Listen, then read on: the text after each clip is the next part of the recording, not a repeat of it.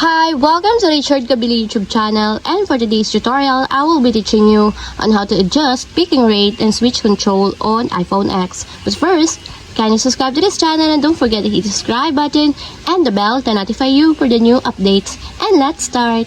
Using your iPhone X, from your home screen first, go to Settings.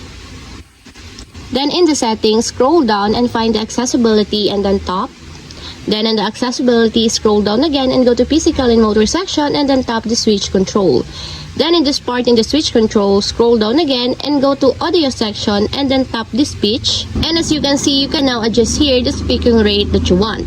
For example, you want your speaking rate to make it faster, just drag it to right, just like this. And also if you want to change your speaking rate to make it slower, just drag it to left, just like this. And that's it, we have successfully adjust speaking rate and switch control on iPhone X. If you have a question, can you comment down below and don't forget to hit the subscribe button and the bell to notify you for the new updates. And thank you for watching!